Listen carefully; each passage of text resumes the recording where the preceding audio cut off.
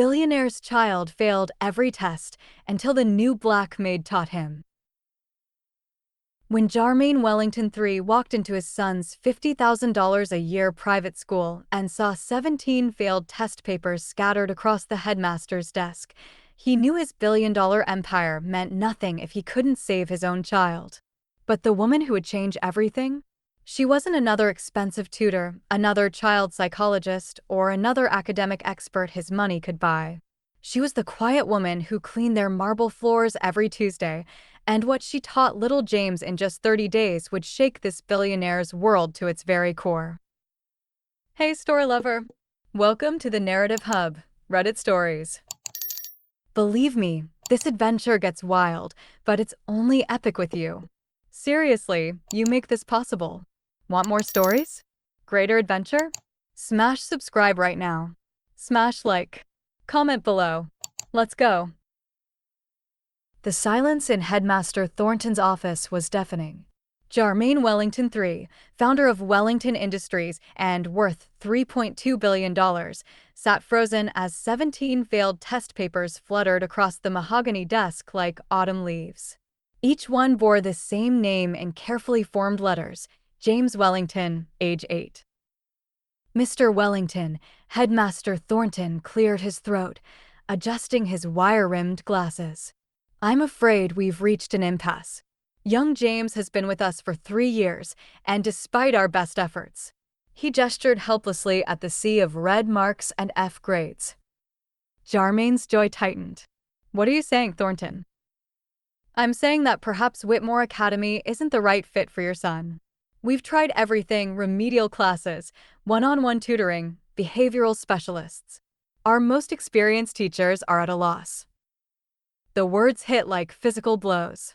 Jarmaine had built his empire from nothing, turning a small construction company into a multinational corporation. He could negotiate billion-dollar deals, predict market trends, and outmaneuver Fortune 500 competitors. But his own 8-year-old son? That was a puzzle his money couldn't solve. There must be something else we can try, Jarmaine insisted, his voice carrying the authority that made board members tremble. I'll pay whatever it takes. Thornton shook his head sadly. Mr. Wellington, you've already invested over $200,000 this year alone in specialized tutors. The Pemberton method, the Montessori approach, the Cambridge Cognitive Development Program, none of it has worked. James isn't. He's not malicious or defiant. He's actually quite sweet. But academically. The unfinished sentence hung in the air like a death sentence. Jarmaine gathered the test papers with shaking hands. Math, F. Reading comprehension, F. Science, F. Even art class. How does a child fail art class? The evidence was overwhelming, undeniable. His son, his heir, the future of Wellington Industries, was failing at everything. That evening, Jarmaine sat in his study, surrounded by the trappings of success. Awards lined the walls, photos with presidents and world leaders smiled down at him, and his latest Forbes cover story lay framed on his desk: The Wellington Way, How Determination Built a Billion-Dollar Empire.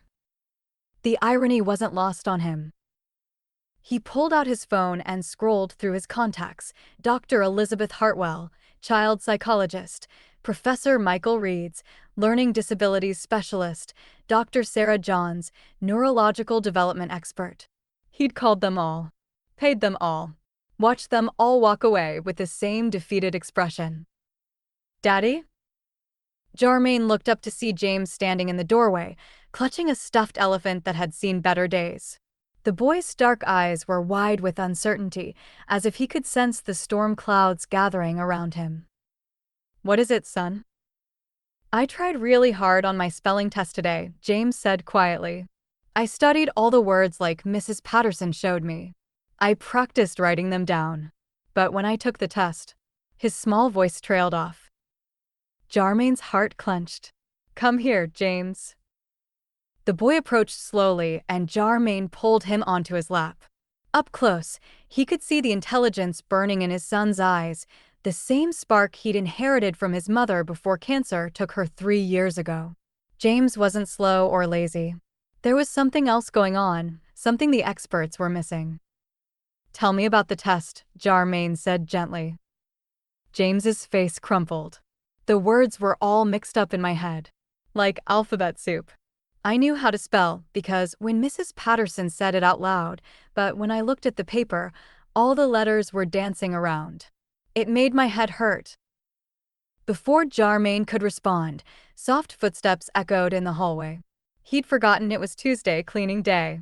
The new service had started just last week after the previous company had proven unreliable. Sorry to interrupt, Mr. Wellington. A warm, melodious voice spoke from the doorway. I can come back later. Charmaine looked up to see a woman in her 40s with kind eyes and graying hair pulled back in a neat bun. She wore a simple blue uniform and carried a bucket of cleaning supplies. Her name tag read Maria Santos. No, it's fine, Charmaine said, gently lifting James from his lap. We were just finishing up. But as Maria began dusting the shelves, something unexpected happened. James didn't run off to his room like he usually did when adults were talking. Instead, he wandered over to where Maria was working. That's a very beautiful elephant, Maria said softly, noticing James's stuffed animal. His name is Dumbo, James replied. He helps me sleep when the nightmares come. Maria paused in her dusting. Nightmares can be scary. What do you dream about? Letters chasing me, James whispered. They turn into monsters with sharp teeth. Charmaine frowned. His son had never mentioned nightmares to him, never talked about letters becoming monsters. But something about Maria's gentle presence seemed to draw out confessions that expensive therapists couldn't extract. You know, Maria said, continuing to dust while she talked, my nephew used to have dreams like that. The letters would jumble up and frighten him. But then we discovered his secret power. James's eyes widened. Secret power? Some people see the world differently than others. It's not wrong or bad, it's just different. Like how some people need glasses to see far away, some people's minds work in special ways that make regular schoolwork hard, but make other things much, much easier. Charmaine found himself leaning forward, captivated despite himself. What kind of things? James asked, unconsciously moving closer to Maria. Well, Maria said, lowering her voice conspiratorially, my nephew couldn't read regular books very well, but he could take apart any machine and put it back together perfectly. He could look at a broken car engine and know exactly what was wrong just by listening to it. The letters on a page were confusing to him, but the language of how things work? That was as clear as daylight. Really? Really. And now he owns 3 auto repair shops and is one of the best mechanics in Los Angeles. The same mind that made school hard made him brilliant at something else. James clutched his elephant tighter. Do you think I might have a secret power too? Maria stopped dusting and knelt down to James's eye level. Honey, I've been cleaning houses for 20 years, and I've seen a lot of children. You know what I see when I look at you? What? I see someone who thinks in pictures instead of words. Someone whose mind works like a movie instead of a book. And that little man is incredibly special. Charmaine felt something shift inside his chest. In 5 minutes, this cleaning lady had connected with his son in ways that dozens of professionals hadn't managed in 3 years. Over the next few Tuesdays, Charmaine began timing his arrival home to coincide with Maria's cleaning schedule. He told himself it was coincidence, but the truth was more complicated. Each week, he watched his withdrawn, anxious son transform in Maria's presence. She never pushed James to read or study. Instead, she told him stories while she worked, stories about her childhood in El Salvador, about the plants in her garden, about the families she'd worked for over the years. And James, who usually fidgeted and found excuses to leave when adults tried to engage him, would sit cross-legged on the floor, absolutely mesmerized. Tell me about the volcano again, James would plead. Ah, Volcan de San Salvador, Maria would say, her eyes growing distant. When I was your age, my abuela told me that the volcano wasn't angry, it was just trying to speak. But because people didn't understand its language, they thought it was dangerous. What was it trying to say? That's the thing about different languages, Mijo. Sometimes you have to learn to listen with more than just your ears. Charmaine noticed other changes too. James started drawing elaborate pictures, detailed scenes with incredible accuracy and imagination.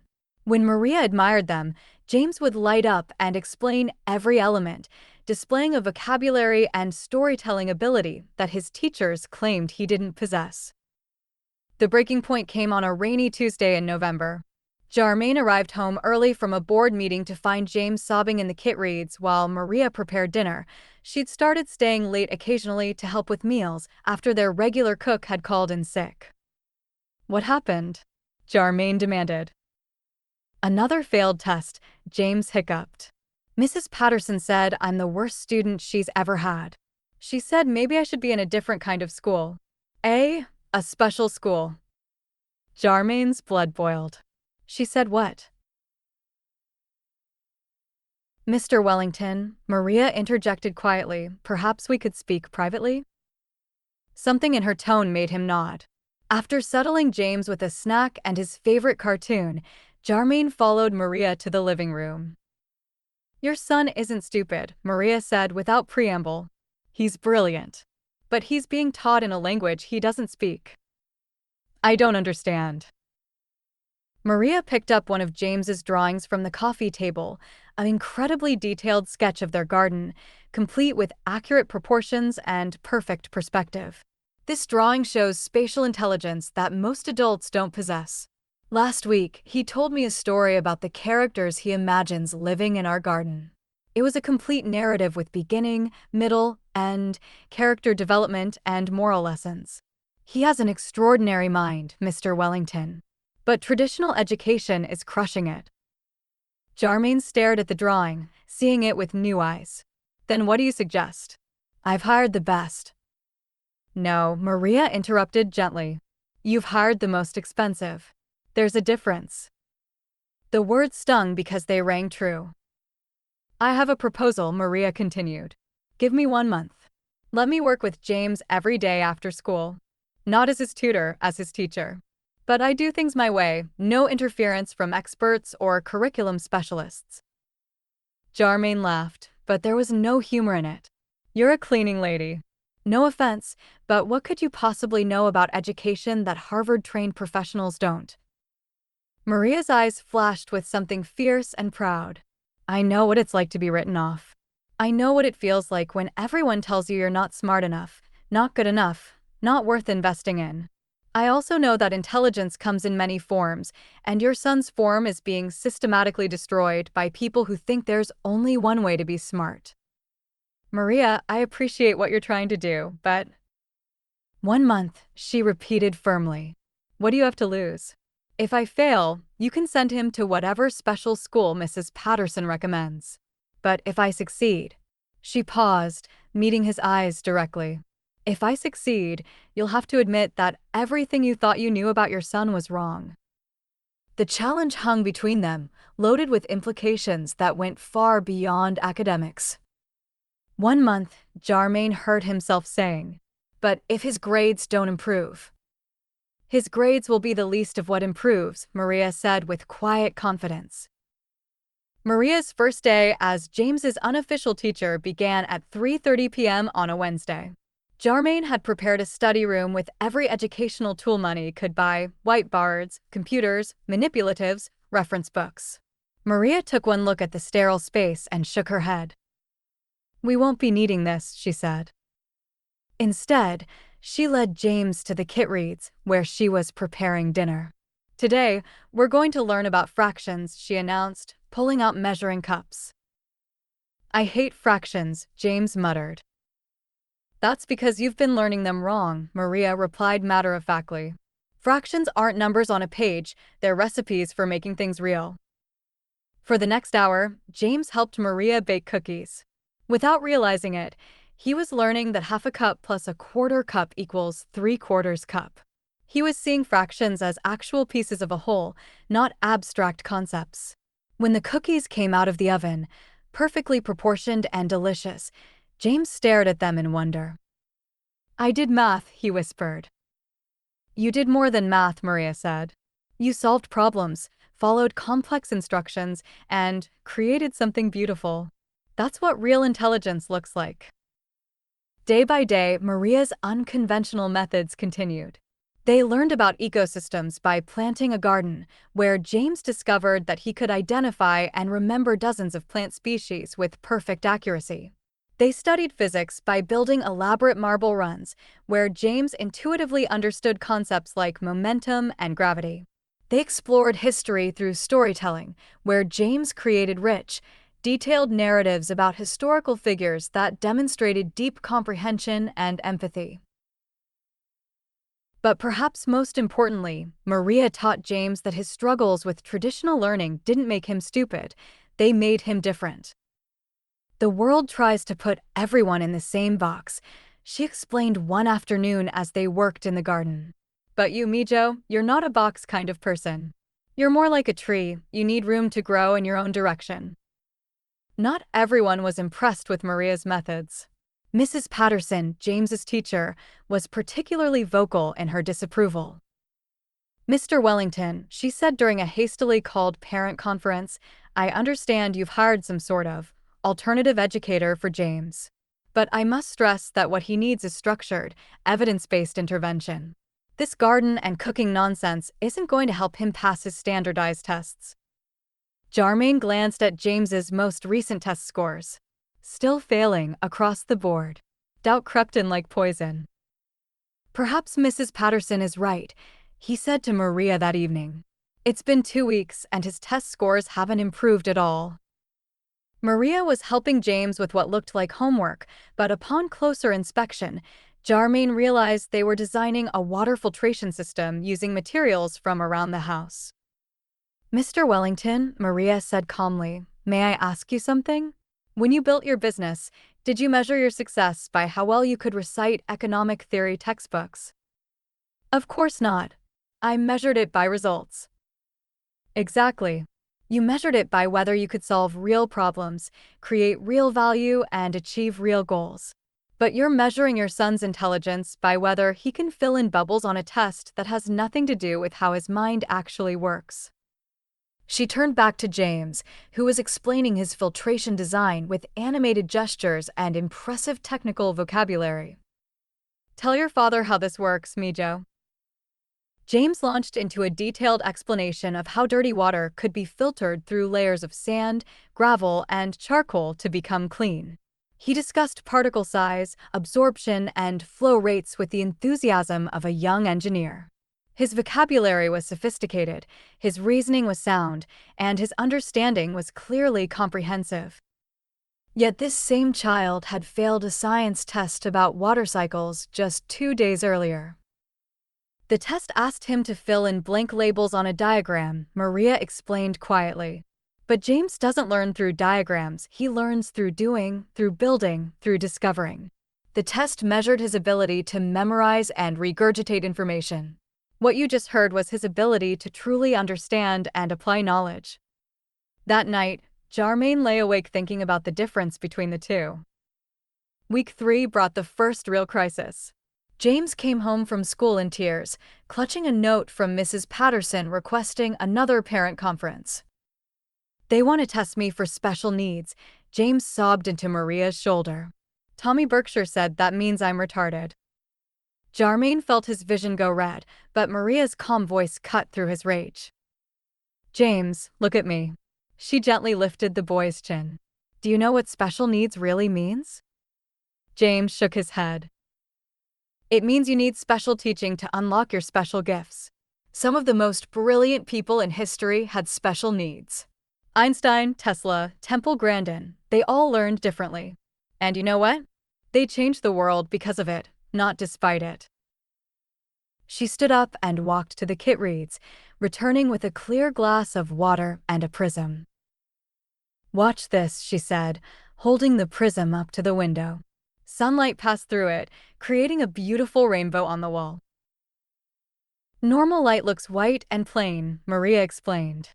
But when you change how you look at it, you discover it's actually made of every color imaginable. Your mind is like this prism, James. Other people see regular white light, but you see all the hidden colors. James stared at the rainbow, transfixed. Really? Really. And tomorrow, we're going to prove it. The next day, Maria did something unprecedented. Instead of avoiding James's schoolwork, she tackled it head-on, but with a twist. She took his failed reading comprehension test and transformed it into a mystery game. Instead of reading about ancient Egypt and answering multiple-choice questions, they became archaeological detectives, building pyramid models and creating hieroglyphic codes. James absorbed information about pharaohs, mummification, and Egyptian society with remarkable speed and retention. Then came the real test. I want you to tell me everything you learned about ancient Egypt, Maria said, pulling out a voice recorder. Pretend you're giving a presentation to a group of archaeologists. For the next 20 minutes, James delivered a comprehensive, sophisticated analysis of ancient Egyptian civilization. He discussed social hierarchies, religious beliefs, architectural innovations, and cultural practices with depth and nuance that would have impressed university students. When he finished, Maria played the recording back for him. That, she said simply, is what genius sounds like. James stared at the recorder in amazement. That was me. That was you understanding, analyzing, and communicating complex information at an advanced level. The only difference between this and your failed test is that this time, you were allowed to show what you know in a way that matches how your mind works. That evening, Charmaine found Maria in the kit reads, preparing notes for the next day's lessons. Her curriculum was unlike anything he'd ever seen, a complex web of interconnected activities that seemed more like adventure planning than academic instruction. Maria, he said, settling into a chair across from her. I need to ask you something, and I want an honest answer. What's your background? Your real background? Maria's hands stilled. For a long moment, she didn't speak. I have a bachelor's degree in education from UCLA and a master's in special education from Cal State, she said quietly. I taught in public schools for 15 years before my husband got sick. I became a cleaning lady because it paid better than substitute teaching and gave me flexible hours to care for him. Charmaine felt the floor shift beneath him. You're a teacher. Was a teacher. I am a teacher. The credentials don't matter as much as the calling. She met his eyes. I've worked with hundreds of children like James. Brilliant children who've been labeled as failures because they don't fit the standard mold. Why didn't you tell me? Because you wouldn't have listened. You'd already been through dozens of credentialed experts. You needed to see results before you'd trust the process. Charmaine realized she was right. If Maria had introduced herself as an educator, he would have dismissed her as another failed experiment waiting to happen. There's something else, Maria continued. James doesn't just have a different learning style. He shows signs of dyslexia, possibly coupled with ADHD and visual processing differences. But here's what the other specialists missed. These aren't disabilities. They're different ways of processing information that, when properly channeled, can become extraordinary strengths. How do you know? Maria smiled sadly. Because I have the same conditions. And so did my late husband, who happened to be one of the most innovative engineers in aerospace technology before he passed. The parent conference with Mrs. Patterson was scheduled for Friday afternoon. Charmaine arrived prepared for battle, but Maria had a different strategy. Before we discuss James's academic future, Maria said calmly, placing a manila folder on the conference table, I'd like to show you some recent work he's completed. Mrs. Patterson's eyebrows rose skeptically. Mrs. Santos. I've been working with James as an educational consultant. Maria opened the folder, revealing projects that made everyone in the room fall silent. There was James's design for a water filtration system, complete with detailed diagrams and scientific explanations. His research project on ancient Egypt, presented as a museum exhibit guide. His mathematical exploration of patterns in nature, documented through photography and geometric analysis. This is Dr. Mitchell, the school psychologist, stammered. This is advanced work. Are you certain James completed this independently? Every word, every diagram, every calculation, Maria confirmed. James doesn't struggle with learning, he struggles with being forced to learn in ways that don't match how his mind works. Mrs. Patterson flipped through the materials, her expression growing more troubled with each page. But his test scores are meaningless, Maria interrupted. They measure his ability to perform under artificial conditions using methods that actually interfere with his cognitive processes. They're not measuring his intelligence, they're measuring how well he can pretend to think like someone else.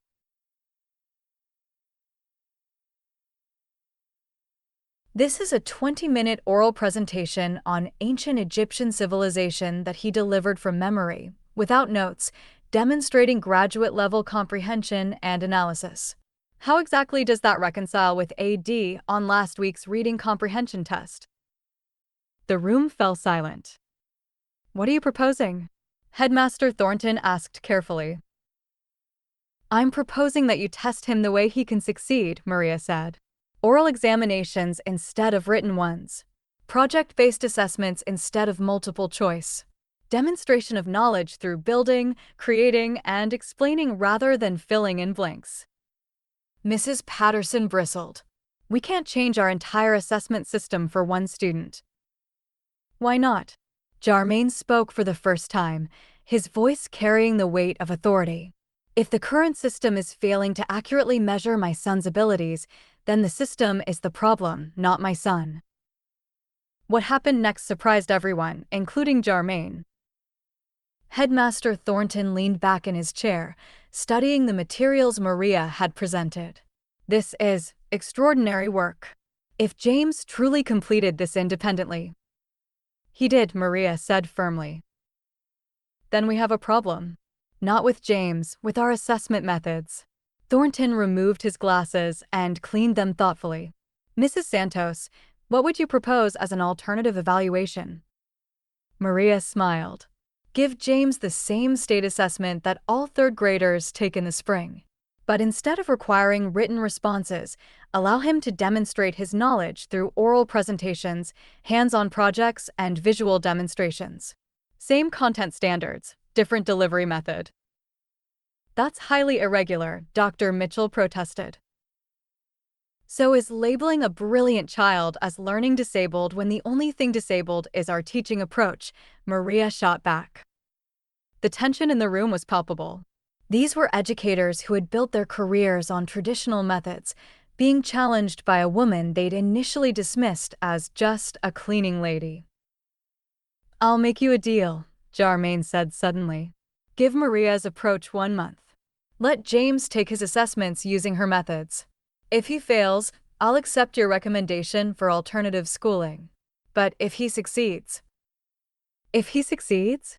Thornton prompted. If he succeeds, Whitmore Academy implements accommodations for students with different learning styles, starting with a $500,000 donation to fund the program. The room erupted in surprised murmurs.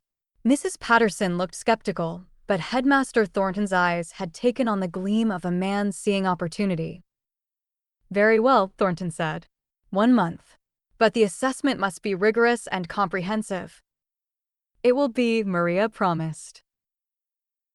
The month that followed was unlike anything the Wellington household had ever experienced. Maria arrived each morning at 7 a.m. and didn't leave until after dinner. She transformed every room in the mansion into a different learning laboratory. The dining room became a history museum, where James created exhibits about different time periods. The basement turned into a science lab, where he conducted experiments to understand everything from chemical reactions to astronomy.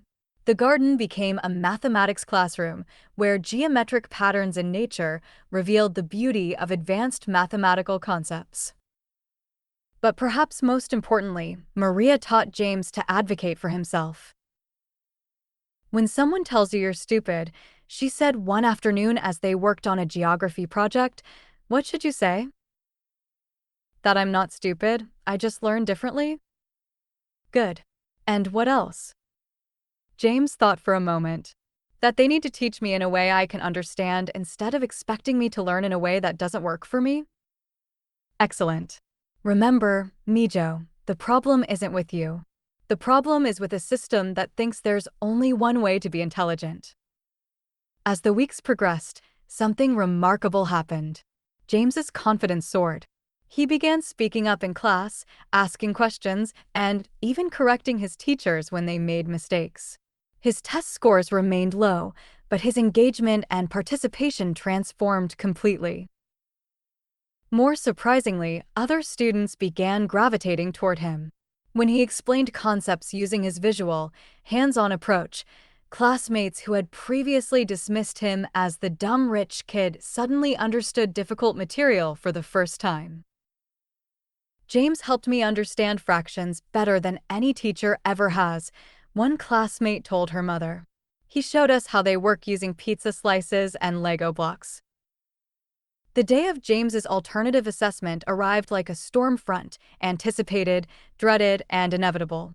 The school board had agreed to observe, partly out of curiosity and partly because Jarmaine's influence and donation offer were impossible to ignore. The assessment was comprehensive: mathematics, reading comprehension, science, social studies, and critical thinking. But instead of sitting at a desk with a pencil and bubble sheet, James moved through learning stations where he could demonstrate his knowledge through multiple modalities. For mathematics, he solved complex word problems by building physical models and explaining his reasoning aloud. For reading comprehension, he analyzed texts by creating visual story maps and acting out character motivations. For science, he conducted live experiments and predicted outcomes based on his understanding of scientific principles. The school board members watched in fascination as James tackled advanced concepts with confidence and creativity. His explanations were sophisticated, his reasoning was sound, and his enthusiasm was infectious. But the most powerful moment came during the social studies portion. Asked to demonstrate his understanding of civil rights, James didn't recite dates and names. Instead, he told the story of Maria's family's journey from El Salvador to the United States, weaving in themes of courage, justice, and the American dream with nuance that left several observers wiping their eyes. My teacher Maria taught me that everyone deserves the chance to show what they can do, James concluded his presentation. Just like her family deserved the chance to come to America, and just like I deserved the chance to learn in a way that works for me. When the assessment ended, the room was silent for a long moment. Well, Headmaster Thornton said finally, I believe we have our answer. The results were stunning. Not only had James passed every section of the assessment, he had scored in the advanced range in most areas. His mathematical reasoning skills tested at a 6th grade level. His scientific understanding was exceptional. His reading comprehension, when demonstrated orally, was actually above grade level. This is remarkable, Dr. Mitchell admitted. James shows no signs of learning disabilities when assessed through appropriate methods. In fact, he demonstrates several areas of exceptional ability. Mrs. Patterson struggled to reconcile the results with her previous assessments. But his written work suffers because he has dyslexia and visual processing differences, Maria explained patiently. Asking him to demonstrate his intelligence through writing is like asking a brilliant musician to prove their talent by painting. They're using the wrong tool for the job. The transformation extended beyond academics. James had become more confident, more articulate, and more socially engaged. His classmates no longer saw him as the dumb rich kid, they saw him as the creative problem solver who could explain difficult concepts in ways that made sense. But the most profound change was in Jarmaine himself. I owe you an apology, he said to Maria privately after the results were announced. I almost let my own arrogance and prejudices destroy my son's future. You don't owe me anything, Maria replied. You owe it to James to never forget what you learned here. Just as the Wellington family was celebrating James's academic turnaround, an unexpected visitor arrived at their door. Dr. Patricia Caldwell, director of the Institute for Advanced Learning, had heard about James's remarkable transformation and wanted to meet the team responsible. I've been tracking your son's case, Dr. Caldwell told Jarmaine during an impromptu meeting. His assessment results are extraordinary, but what's more interesting is the methodology used to achieve them. She turned to Maria with evident respect. Mrs. Santos, your approach aligns perfectly with cutting-edge research in neurodiversity and multiple intelligence theory. I'd like to offer you a position developing curriculum for our institute. Maria was stunned. I already have a job. Yes, Dr. Caldwell smiled. And you're clearly overqualified for it. We need educators who understand that intelligence isn't standardized, it's individualized. Would you consider leading our new adaptive learning program? The offer was substantial, a six-figure salary, benefits, and the opportunity to help hundreds of children like James. It was everything Maria had dreamed of when she first became a teacher, before life forced her into cleaning houses to make ends meet. But there was a problem. I can't leave James, Maria said firmly. Not now. He's made incredible progress, but he still needs support. If I leave. Then don't leave, Jarmaine interrupted. Both women turned to stare at him. Dr. Caldwell, what if I told you that Wellington Industries would be interested in funding your adaptive learning program, with Maria as director, operating right here at Whitmore Academy? The room went silent as the implications sank in. You're proposing to revolutionize how this school approaches education? Dr. Caldwell asked. I'm proposing to revolutionize how society approaches education, Jarmaine corrected. Starting with one school, one student, and one teacher who had the courage to see potential where everyone else saw problems. The announcement that Whitmore Academy would be implementing a new adaptive learning program sent shockwaves through the educational community. Some embraced it, others fought it fiercely. Mrs. Patterson was among the most vocal opponents. This is educational chaos, she declared at a faculty meeting. We're abandoning proven methods for experimental nonsense. These children need structure, discipline, and standardized instruction. But her opposition crumbled when the first semester results came in. Not only had James maintained his improved performance, other students in the pilot program had shown remarkable gains as well. Sarah Reeds, previously labeled as having attention deficit disorder, discovered she was actually a kinesthetic learner who absorbed information through movement and hands-on activities. Alvin Thompson, considered slow in traditional classes, revealed exceptional abilities in spatial reasoning and mechanical problem-solving. Emma Johns, who struggled with math anxiety, flourished when numbers were presented through music and rhythm. The pilot program's success rate was unprecedented. 94% of participating students showed measurable improvement in at least 3 academic areas. I don't understand how this is possible, Mrs. Patterson admitted to Maria during a rare moment of vulnerability. I've been teaching for 22 years. I thought I knew. You did know, Maria said kindly. You knew how to teach students who learn the way you learn. But there are many ways to be intelligent, many ways to understand the world. You just hadn't been trained to recognize them. The conversation marked a turning point. Mrs. Patterson, rather than continuing to resist, became one of the program's most dedicated advocates. 6 months later, the changes at Whitmore Academy had attracted national attention. Educational researchers, policymakers, and journalists descended on the school to understand how a billionaire's failed son and his cleaning lady teacher had sparked an educational revolution. 60 Minutes wanted to do a feature story. The Department of Education requested detailed program documentation. Harvard School of Education invited Maria to guest lecture. But for James, the most important change was simpler. He loved learning again. Dad, he said one evening as they worked in the garden together, Maria says that some plants need different amounts of sunlight to grow. Do you think people are like that too? What do you mean? Like, maybe some kids need bright, direct teaching, and others need gentler, softer teaching.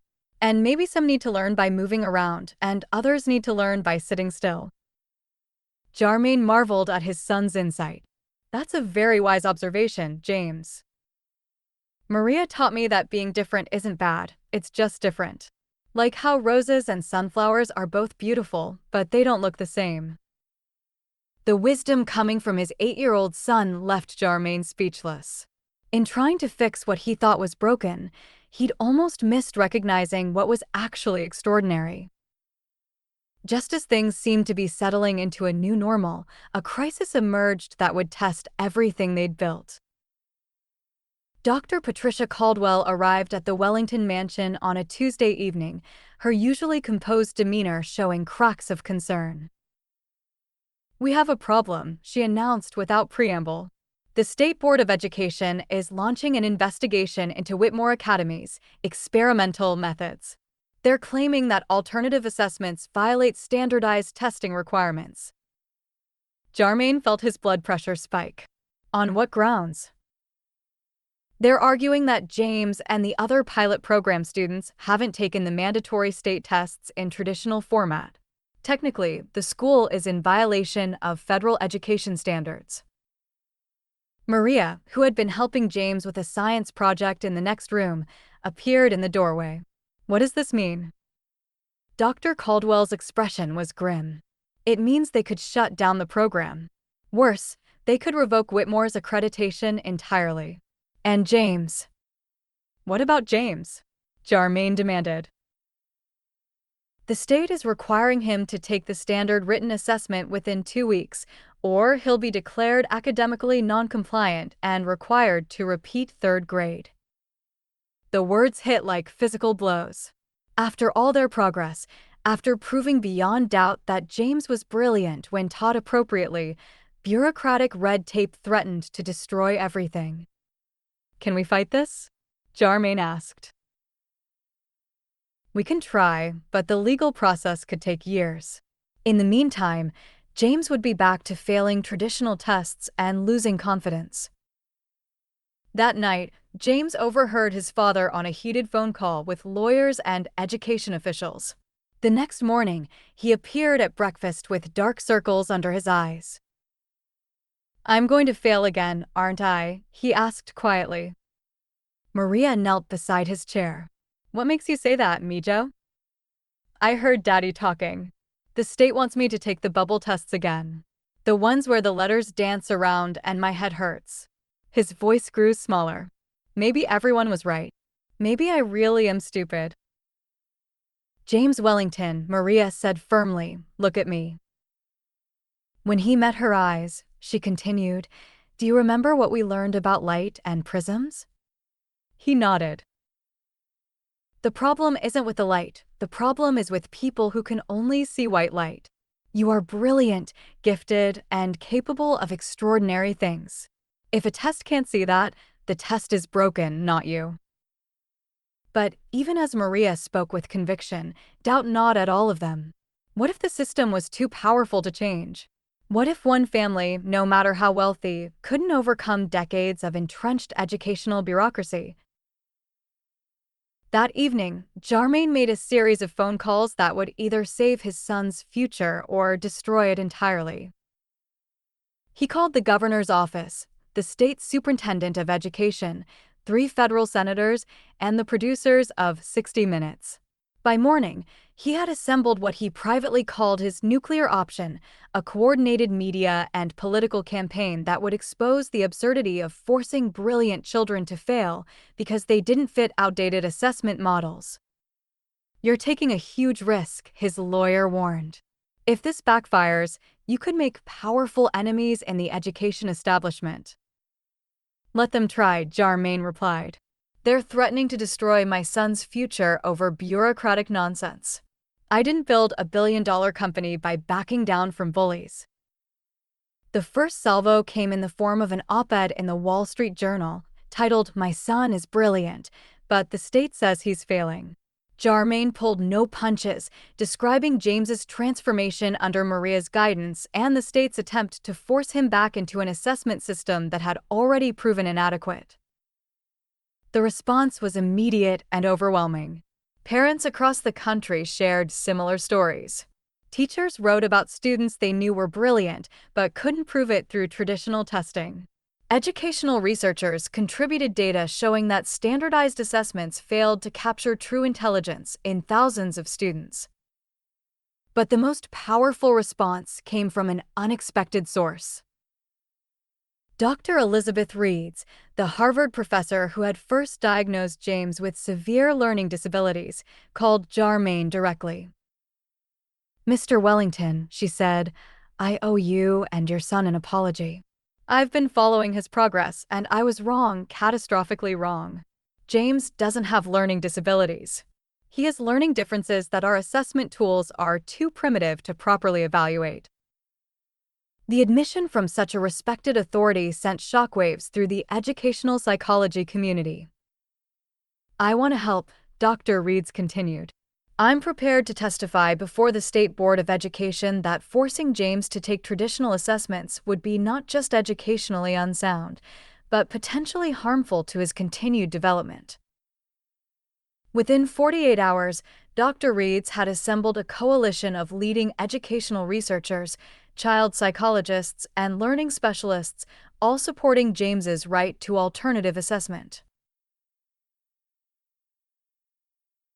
But the most surprising ally emerged from within the state education bureaucracy itself. Dr. Michael Johns, the state's director of special education services, had been quietly watching the Wellington case unfold. On Thursday morning, he requested a private meeting with Charmaine and Maria. "I have a daughter," Dr. Johns said without preamble. "She's 14 now, but when she was James's age, she went through something similar. Brilliant kid, but the test said she was failing. We fought the system for years." He paused, studying a photo on his desk. "We won eventually. She's now in advanced placement classes and wants to be a neuroscientist. But it nearly destroyed her confidence, and it definitely destroyed my faith in our current assessment methods." He turned back to them with determination. "I can't officially advocate for James, it would be a conflict of interest. But I can advocate for updating our state assessment policies to include alternative evaluation methods for students with documented learning differences." "How long would that take?" Maria asked. "Normally, 2 to 3 years. But if we had a high-profile case that demonstrated the urgent need for change." He smiled meaningfully. "Things could move much faster." The State Board of Education meeting was scheduled for the following Tuesday. By Monday evening, it had become the most anticipated education hearing in the state's history. Protesters gathered outside the building, some supporting standardized testing, others advocating for educational reform. Local and national media set up equipment. Educational researchers flew in from across the country to observe. Inside the hearing room, James sat between his father and Maria, looking small but determined in his best suit. "Are you scared?" Maria whispered. "A little," James admitted. "But you taught me that being scared doesn't mean you can't be brave." The hearing began with formal presentations from state officials defending current testing requirements. Their arguments were predictable. Standards ensure accountability. Consistency is crucial for measuring educational effectiveness. Alternative assessments would create chaos and inequality. Then it was their turn. Maria approached the podium with a simple manila folder. She didn't have a PowerPoint presentation or elaborate charts.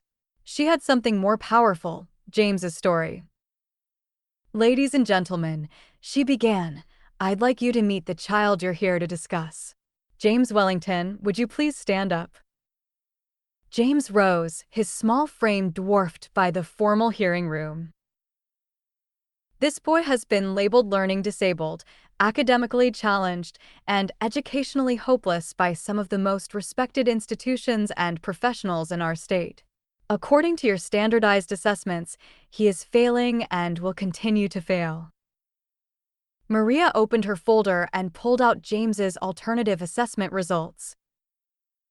But when we changed how we measured his intelligence, not what we expected him to know, but how we allowed him to demonstrate what he knew, something remarkable happened. This failing child scored at advanced levels in mathematics, science, and critical thinking. She paused, letting the contradiction sink in. The question before you today isn't whether James is intelligent.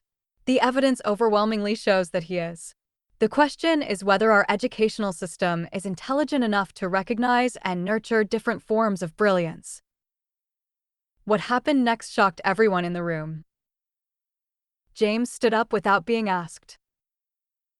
"Excuse me," he said in his clear, young voice. "May I say something?" The room fell silent. Board members exchanged glances uncertainly. "James," Jarmaine started to say, but Maria gently touched his arm. "Let him speak," she whispered. The board chairman, Dr. Harrison, leaned forward. "Very well, young man. What would you like to tell us?" James walked to the front of the room, carrying something in his hands, a simple wooden box that Maria had helped him make. "My name is James Wellington, and everyone says I'm stupid because I can't pass your tests. But I want to show you something." He opened the box, revealing an intricate mechanical puzzle he had designed and built himself. This puzzle demonstrates 17 different mathematical principles, including geometric relationships, mechanical advantage, and sequential logic. I created it using concepts I learned about ancient Egyptian architecture, modern engineering, and artistic design. James began manipulating the puzzle, explaining each component as board members leaned forward to see. "The problem isn't that I can't learn," he continued, his confidence growing with each word. "The problem is that your tests only speak one language, but my brain speaks a different language. When Maria teaches me in my language, I can learn anything." He completed the puzzle with a satisfying click, then looked directly at Dr. Harrison. "I want to ask you something, sir. If someone spoke to you only in Chinese, and you didn't understand Chinese, would that mean you were stupid? Or would it mean they needed to find a way to communicate in English?" The simple analogy hit the room like a thunderbolt. Several board members shifted uncomfortably in their seats. "Your tests speak in Chinese to my brain," James continued. "But I'm not Chinese stupid, I'm English smart. I just need teachers who can translate." He returned to his seat, leaving the room in stunned silence. Dr. Harrison cleared his throat. "That was very articulate, James. Thank you." But the real surprise came when Dr. Patricia Williams, the board's most vocal defender of standardized testing, asked to speak. "I've been listening to this discussion with great interest," she began, "and I must admit, this case has forced me to reconsider some fundamental assumptions." She looked directly at James. "Young man, your puzzle demonstration just taught me more about applied mathematics than most high school students could show me. Yet according to our official records, you're failing math." She turned to her fellow board members. "Perhaps it's time we asked ourselves, are we measuring learning or are we measuring conformity?" The hearing continued for 3 more hours, with testimony from educational researchers, child psychologists, and other parents who had fought similar battles. But it was clear that James's simple, profound statement had shifted the entire dynamic. When Dr. Reeds presented her formal research on alternative assessment methods, board members asked detailed questions instead of offering automatic resistance. When other parents shared their children's stories, the officials listened with evident concern rather than bureaucratic dismissal. The most powerful moment came when Mrs. Patterson, James's former teacher, requested permission to speak. 6 months ago, I would have testified that James Wellington was unteachable, she said, her voice shaking slightly. I was wrong. James wasn't unteachable, I was inflexible. She described her own journey of learning to recognize different forms of intelligence, the success of other students in the pilot program, and her growing conviction that traditional assessment methods were failing countless children. James taught me that there are as many ways to be smart as there are students in our classrooms, she concluded. Our job isn't to force children into our molds, it's to discover their unique shapes and help them shine. When all testimony concluded, the board retired for deliberation. The waiting was excruciating. James sat quietly, swinging his legs from the adult-sized chair. "Maria," he whispered, "do you think they understood?" "I think you helped them see the truth, Mijo. Now we wait and see if they're brave enough to act on it." After 2 hours, the board returned. Dr. Harrison's expression was unreadable as he approached the microphone. The State Board of Education has reached a decision regarding the case of James Wellington and the alternative assessment methods employed at Whitmore Academy. The room held its collective breath. After careful consideration of all testimony and evidence presented, this board acknowledges that traditional standardized assessments may not adequately measure the full spectrum of student intelligence and ability. A murmur ran through the audience. Therefore, we are implementing an immediate pilot program for alternative learning assessment. Students who demonstrate learning differences that interfere with traditional testing may be evaluated through multiple modalities, including oral presentations, project-based demonstrations, and hands-on applications of knowledge. The murmur grew louder. Furthermore, Dr. Harrison continued, raising his voice slightly, "We are establishing a task force to develop comprehensive guidelines for identifying and supporting students with diverse learning styles. This task force will be chaired by Dr. Patricia Caldwell and will include Mrs. Maria Santos as lead consultant." The room erupted. Parents cheered, reporters scribbled frantically, and educational advocates embraced each other. But James just looked at Maria with wide eyes. "Does this mean?" "It means you never have to take another test that doesn't speak your language," Maria said, pulling him into a hug. "It means," Jarmaine added, his voice thick with emotion, "that other kids won't have to go through what you went through." James smiled, not just with relief, but with something deeper. Pride. Purpose. The knowledge that his struggle had meaning beyond himself. 6 months later, the Wellington mansion had been transformed once again. What had started as a desperate attempt to help one failing child had evolved into the headquarters of a revolutionary educational movement. The Wellington Foundation for Adaptive Learning occupied an entire wing of the house, with Maria as its director and a staff of 12 educators, researchers, and child advocates. They were developing curricula, training teachers, and consulting with school districts across the country. James, now 9 years old, had become something of a celebrity in educational circles.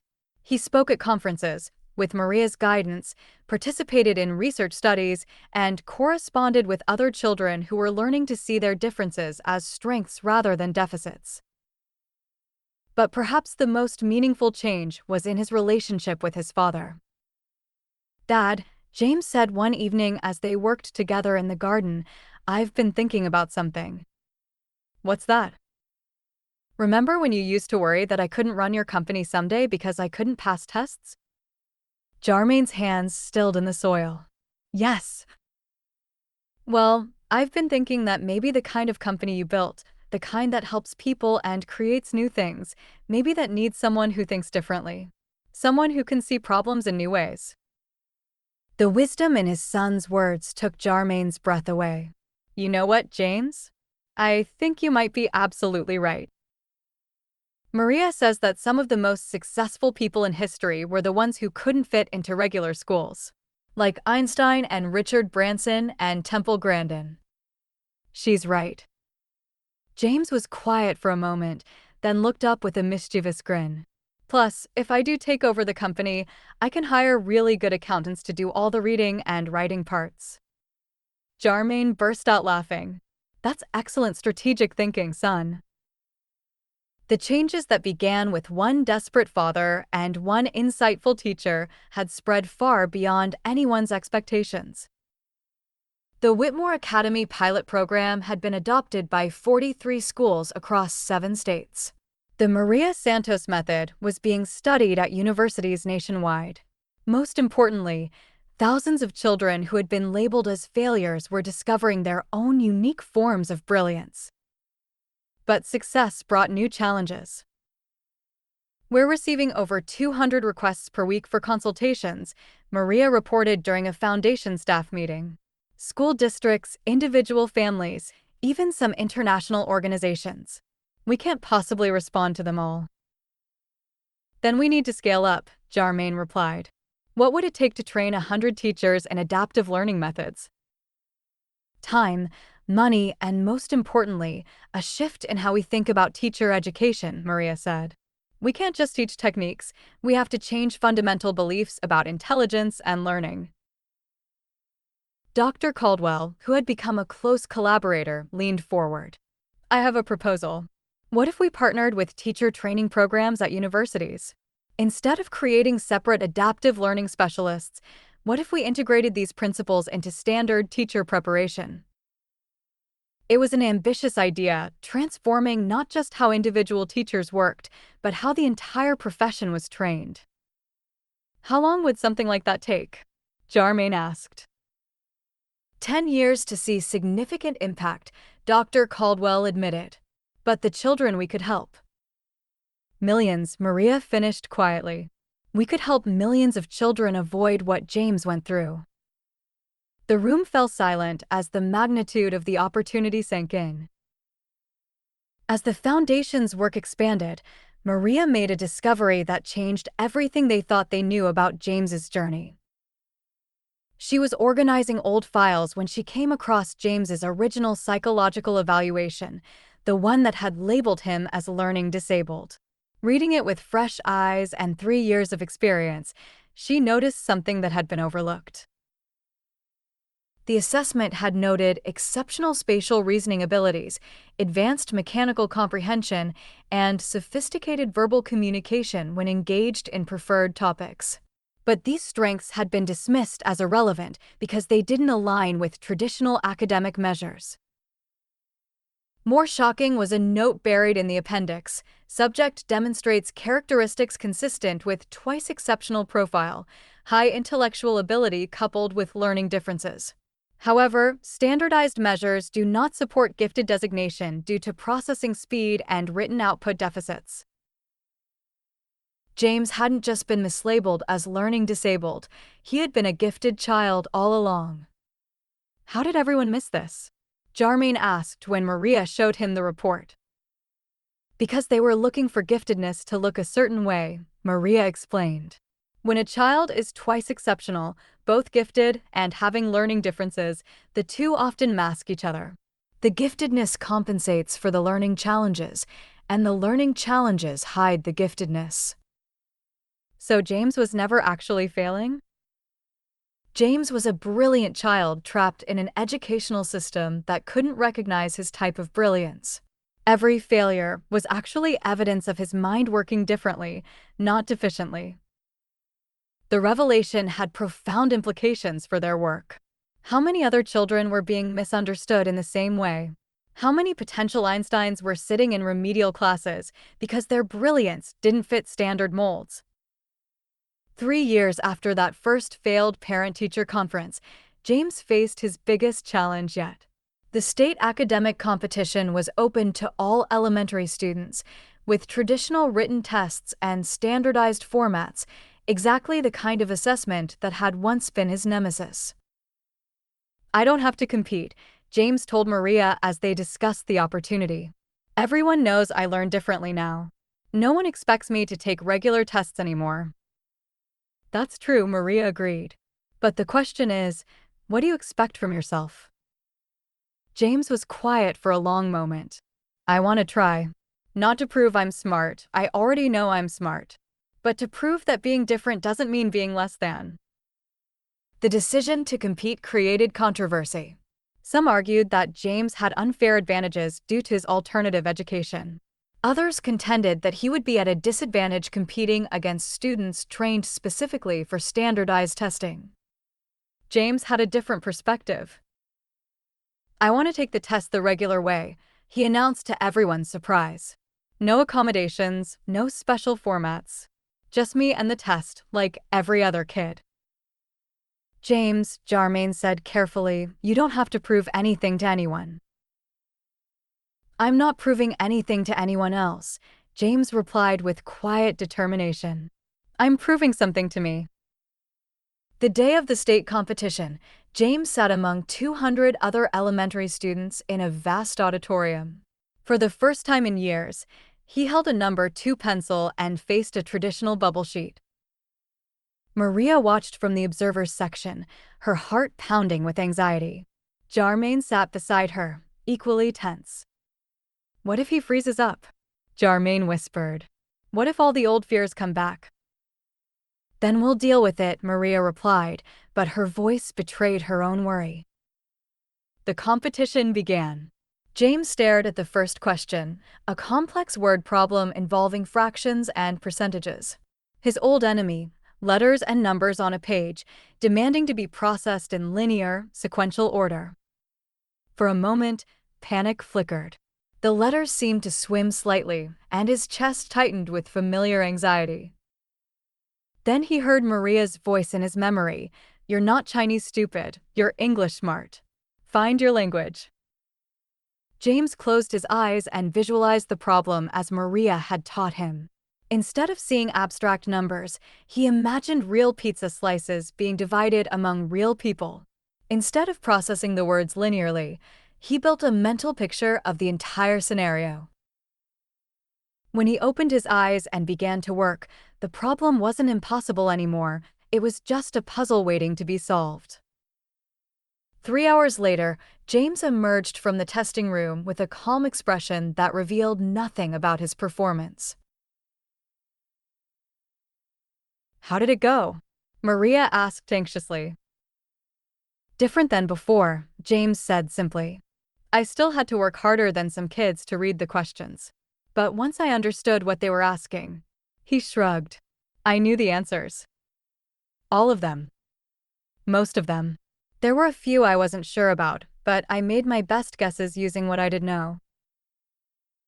It was the response of a confident, well-prepared student, not the terrified, defeated child who had once cried over failed spelling tests.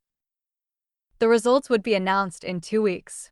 During the wait, James seemed remarkably unconcerned. "Aren't you nervous?" his father asked.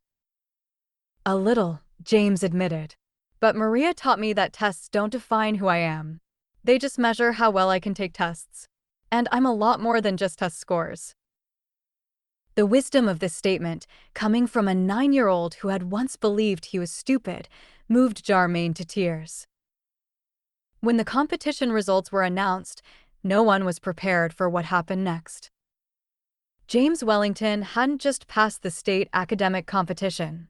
He had scored in the 95th percentile overall, with perfect scores in mathematical reasoning and scientific thinking. His lowest score was in language arts, and even that was above average.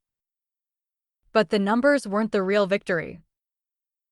The real victory was that James had faced his greatest fear and conquered it, not by changing who he was, but by finally understanding who he was. More importantly, his success demonstrated something revolutionary. When children with learning differences receive appropriate support and develop confidence in their abilities, they can succeed in any format, even traditional ones that once seemed impossible. "I'm proud of you," Charmaine told his son that evening. "Not because of your scores, but because of your courage." "I'm proud of me too," James replied with a grin. "But mostly I'm proud of Maria. She taught me the most important lesson of all." Which was that being different isn't something to fix or hide or be ashamed of. It's something to understand and use and celebrate. Maria, overhearing from the kit reads, smiled through tears she tried to hide. 5 years later, James Wellington stood before a packed auditorium at the National Education Conference, now 14 years old and poised beyond his years. When I was 8, he began. Everyone thought I was stupid. My teachers, my classmates, even sometimes my dad. He glanced at Charmaine in the front row and smiled. But mostly, I thought I was stupid too. The audience was completely silent. Then a cleaning lady named Maria Santos taught me something that changed my life. She taught me that intelligence isn't about being the same as everyone else, it's about being the best version of yourself. He paused, looking out at hundreds of educators, parents, and advocates. The Maria Santos method isn't really a teaching method, it's a way of seeing. It's about looking at children who struggle and asking not what's wrong with this child, but what's right with this child that we're not seeing? In the audience, Maria wiped tears from her eyes. She now directed the National Center for Adaptive Learning, had written 2 books, and consulted with education departments around the world. But her greatest pride was still in the confident, articulate young man on the stage. Today, over 50,000 teachers have been trained in adaptive learning methods, James continued. Hundreds of thousands of children who would have been labeled as failures are now recognized as having unique forms of brilliance. He looked directly at Maria. But the most important thing I want to say is this: every child deserves to have at least one person who sees their light when everyone else sees their shadows. I was lucky. I had Maria. And because I had her, I learned to see my own light too. The standing ovation lasted for 5 full minutes. Later, at the reception, a young teacher approached James nervously. "I have a student like you were," she said. "Brilliant, but failing every test. His parents are talking about holding him back. What should I tell them?" James smiled, the same warm, knowing smile that had once belonged to Maria. Tell them that different isn't less than. Tell them that struggling with traditional methods doesn't mean struggling with learning. And tell them to never, ever give up on seeing the extraordinary in what looks ordinary. He paused, then added, "And if you need help figuring out how to teach him in his language, call the foundation. That's what we're here for." As the teacher walked away with renewed hope, Charmaine approached his son. "So," he said with a grin, "ready to take over Wellington Industries?" James laughed. "Actually, Dad, I've been thinking about that. What if instead of taking over your company, we started a new one together? Something focused on developing educational technologies for kids who learn differently." "You know what?" Charmaine said, pulling his son into a hug. "That sounds like the smartest business plan I've ever heard." In the background, Maria watched the father and son planning their future and smiled. The quiet woman who cleaned marble floors had not only saved one child, she had sparked a revolution that would change how the world understood intelligence, learning, and the unlimited potential that exists in every child. Sometimes, the most powerful lessons really do come from the most unexpected places. And sometimes, the person who changes everything is the one no one saw coming.